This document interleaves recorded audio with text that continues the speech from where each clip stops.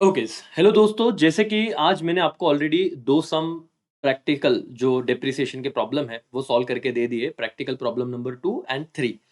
अब हम इस पर्टिकुलर लेक्चर में प्रॉब्लम नंबर 4 देखेंगे, जो बहुत ही ज़्यादा अच्छा सिंपल है और एक बार आप देख लो क्योंकि कुछ बच्चों को हो सकता है कि 5 मार्क्स के लिए सवाल आए और आपने क्योंकि पढ़ा नहीं एक बार, तो आप ईज़ी क्वेश्चन को इग्नोर करके या छोड़ के आ जाओगे।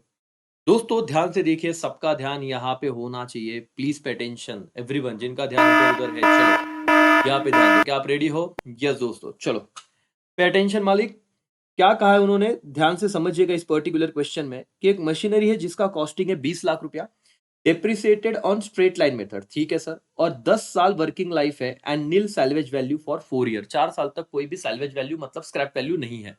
ठीक है सर, एक बात ऑब्जर्व करो, क्या आपको यहाँ पे कोई भी परसेंटेज दिख रहा है डेप्रिसिएशन का? दोस्तों आंसर इज नो। और जब परसेंटेज नहीं दिया है तो हम लोगों का फॉर्मूला क्या है? Cost of asset minus scrap value salvage value divided by number of year. तो यहाँ पे स्क्रैप वैल्यू तो है नहीं, तो हम फॉर्मूला क्या कर देंगे सर? यही वाला कि जो आपका कॉस्ट है 20 लाख रुपया डिवाइडेड बाय अब कितने साल थे? 10 साल थे, तो 20 लाख डिवाइडेड बाय 10 साल, तो आपका टोटल एक साल का डिप्रिसिएशन कितना आएगा दोस्तों? 2 लाख रुपया। और ये कब तक ऐसा सिनारियो चला? तो आप देखो क्वेश्चन में कहा है कि ये 4 साल तक ऐसी घटना घटी, 4 साल तक ऐसी चीजें हुई eight the end of the 4 year.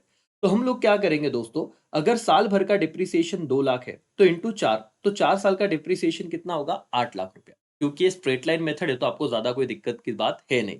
तो आपने ये चीज कर ली कि एक साल का 2 लाख इंटू 4 ईयर, तो 4 ईयर का डिप्रिसिएशन आ गया 8 लाख। दोस्तों आपके असेट का कॉस्ट कितना था? 20 लाख रुपीस था, राइट?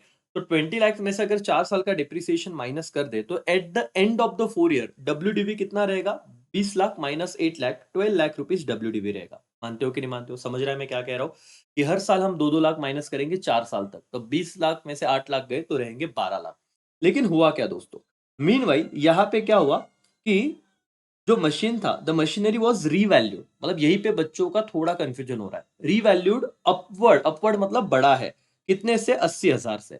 तो जो आपको असेट दिख रहा था 12 लाख का, वो अपवर्ड हो गया, तो 12 लाख प्लस 80,000 कितने का हो गया? 12 लाख 80,000 का। दिख रहा है आपको पीछे? Yes, 12 lakh 80,000। Yes sir. Okay, सबका ध्यान यहाँ पे, चलो चलो चलो, पे अटेंशन दोस्तों, प्लीज प्लीज यहाँ पे ध्यान दो, बहुत इंपॉर्टेंट चीज है। तो सर ये 8 कहाँ से आया? क्योंकि 10 में से अगर 4 साल हो गए तो 6 साल बचते हैं। दोस्तों ये देखिए, उन्होंने कहा the remaining useful life of machine was also really क्या बेटा? Reassess 8 year at the end of the 4th year. और 4 साल बाद हमने लाइफ भी रीअसेस की, तो समझे तो 8 साल और चलने वाली है।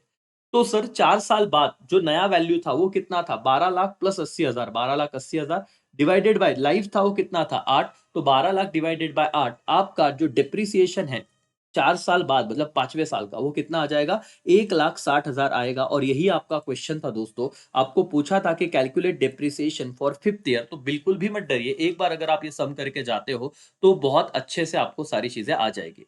देखो, विद इन 3 मिनट्स हमने ये प्रैक्टिकल प्रॉब्लम नंबर 4 कर लिया। तो बहुत आसान था। आई होप तुम्हें चीजें समझी होगी, बहुत अच्छी गई होगी और लग रहा होगा। और ये सब अगर 5 मार्क्स के लिए आता है दोस्तों, तो बस आप बेफिक्र होकर कैलकुलेट कीजिए। सिर्फ मेथड देखना, यहाँ पे कौन सा मेथड दिया था? एसएलएम, तो कोई दिक्कत नहीं थी करके।